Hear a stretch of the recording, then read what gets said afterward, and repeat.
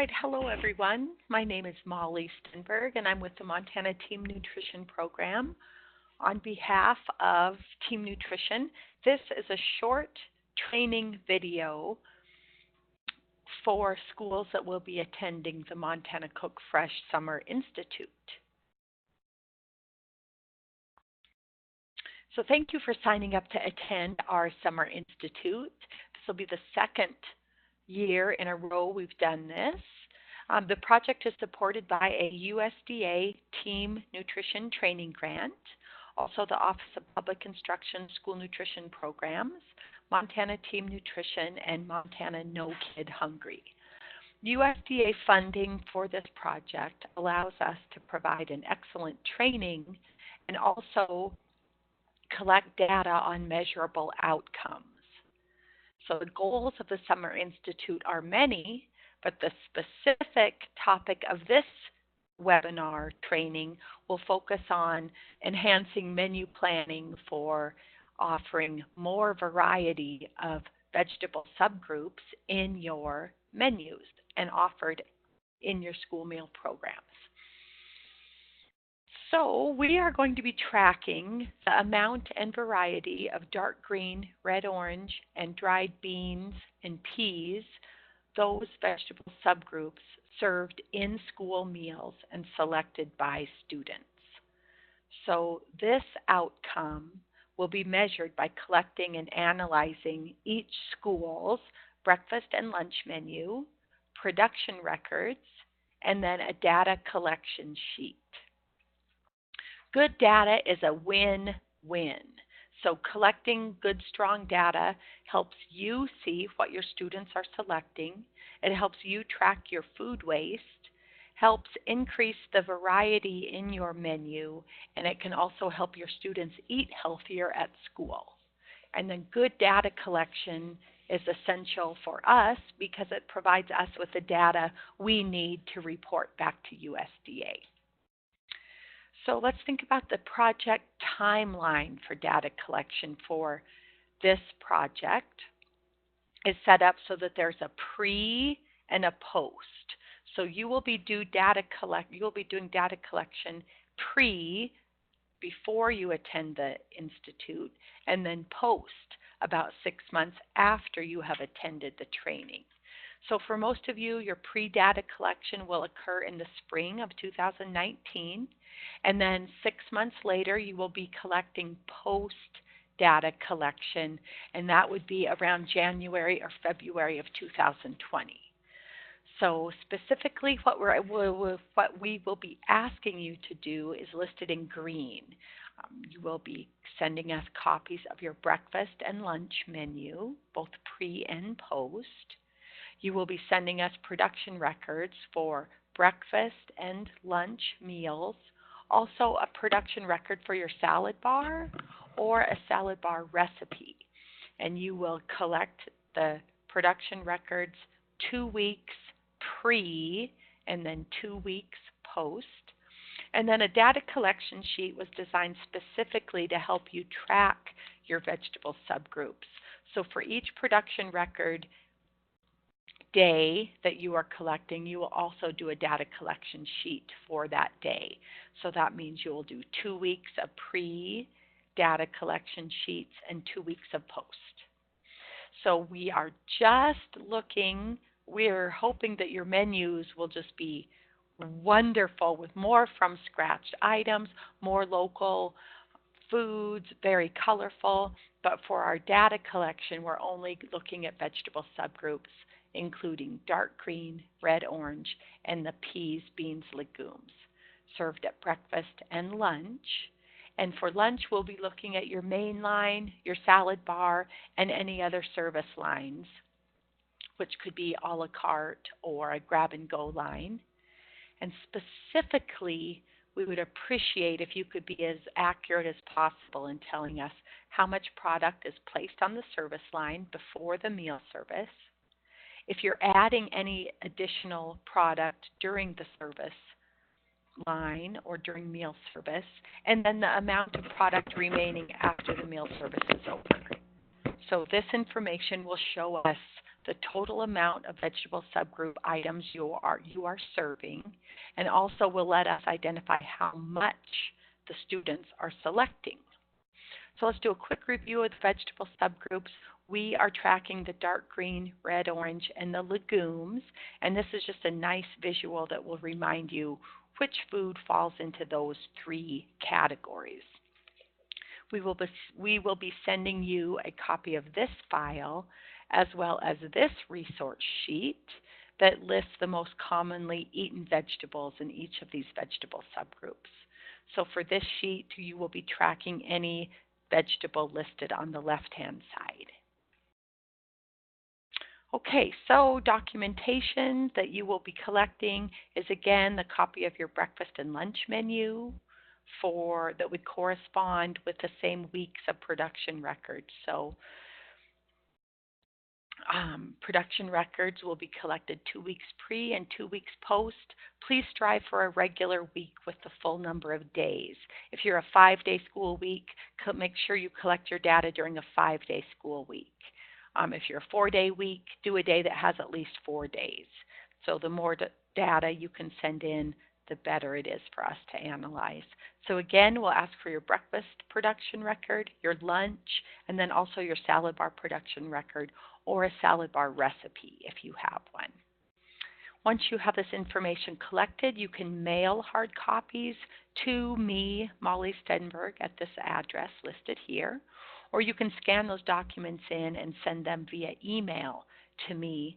And either method is acceptable. Please do whichever method is easiest for you.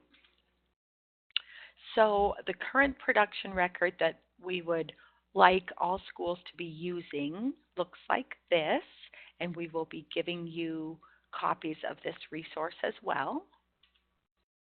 This is a sample of a completed production record that shows what important items you will be tracking for this project. So things that you will track important for this project, of course, would be the date. Let us know if it's breakfast or lunch meal and if you're using offer versus serve. Your menu will be listed here. And then it's really important that you let us know how many total meals you served. Total student meals listed here, and then total number of adult meals.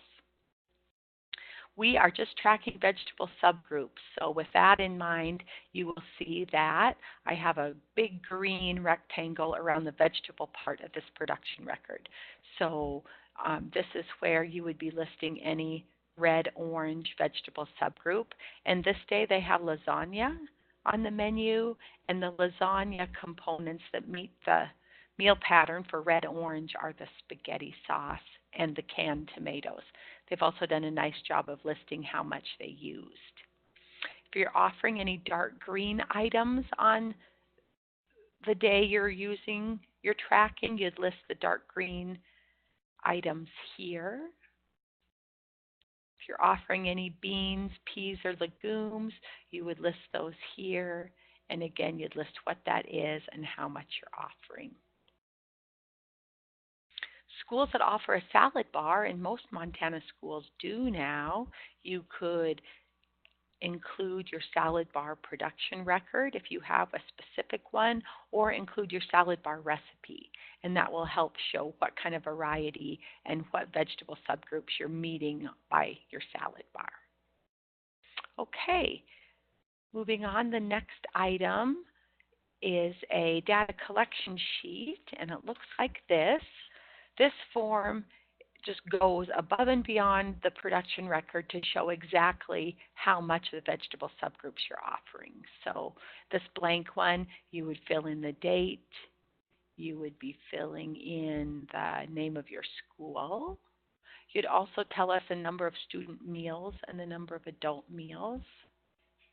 If you're counting specifically the number of students at your salad bar, go ahead and fill that in. If everybody has access to the salad bar, you can leave it blank and we'll just use the total number of student meals. So on the sheet, this is where you would put specifically the vegetable subgroup items you're serving this day. So this top part of the sheet all encompasses lunch. And dark green vegetables served on the main line could be listed here. Dark green vegetables served on a salad bar here, or any other service line here. Your red orange vegetables right here. Please list any red orange on the main line, salad bar, or other service line. So this could be like tomato soup was our main entree. We also had red peppers on the salad bar, and we offered a quarter cup of carrots in our grab and go lunches for the day. Beans, peas, and legumes, anything offered on the main line would be listed here, salad bar here, or other here. And then we'd love to see if you're offering any vegetable subgroups at breakfast. So on the bottom of this form is breakfast items. And it could be like salsa offered in a breakfast burrito, or if you're doing spinach in a smoothie, you could list those here. So that's the first column. The next four columns that we're hoping you can fill in as completely as possible are highlighted in yellow. So tell us the serving size of one individual portion.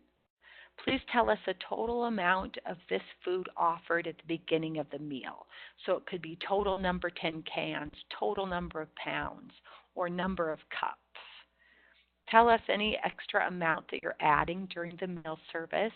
And then when the meal is over, please let us know how much is left over. And then team nutrition will do this column. So you do not need to calculate this column. We can do that for you. What it is we'll take the total amount offered, add any food added, and subtract the leftover, and this will tell us the amount of food selected by the students that day. So let me show you a sample of what this looks like. This would be an example of to work from. It shows the date. It shows the date, your school name. You're going to fill in your number of student and number of adult meals. This school served romaine lettuce on their main line. They plan to serve 1 cup per each student. They put 10 pounds out on the line. They added 2 pounds during meal service, and there was 0 left over. On their salad bar, they had a couple dark green vegetable subgroups, one being broccoli. It's a self-serve salad bar, and they plan about a quarter cup per student. They put out 5 pounds, and there was 1 pound left over. Spinach is self-serve, about a quarter cup. They put out 2 pounds. They added none, and there was none left over. The red orange was offered on the salad bar with baby carrots and grape tomatoes. 2 pounds of carrots were put out, 1 pound was added, and none left over. Grape tomato, they put out 1 pound. They didn't add any, and they had none left over.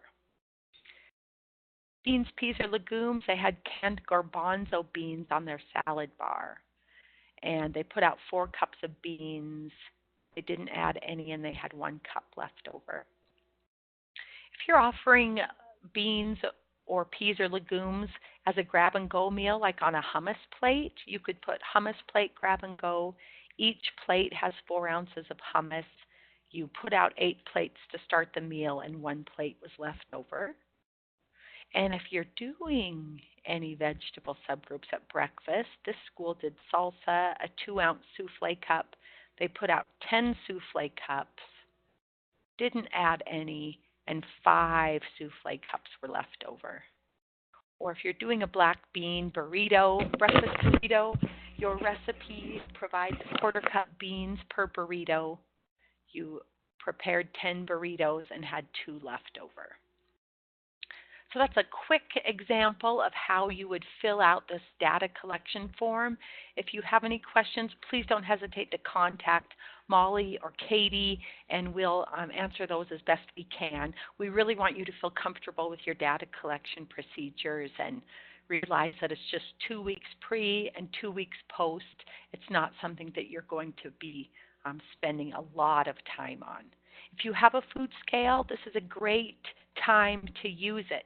You can measure exactly how many pounds or ounces you're putting out and putting back in. Please note if you're using a food scale, use the tare or the zero feature to make sure you're giving us just the weight of the food. So in this purple box, you'll see instructions on how to use a zero or a tare feature, and most scales have this option. What you would do is you would put an empty pan on the scale, and once the weight of that pan comes up, you push the zero button. Then it sets the measurement back to zero, so you remove the weight of the container. Then you pour in your lettuce or tomatoes, and then you'll get exactly the weight of the food. So that's an easy way to fill out that data collection form. If you don't have a scale, that's okay too. You can do your measurements in cups. Um, Whatever's doable for you will work for us. Okay, so if you have questions or comments, please do follow up with us. We will help you through this process, and we look forward to working with you. Here's our contact information, and we look forward to seeing you this summer at the Institute. Thanks so much.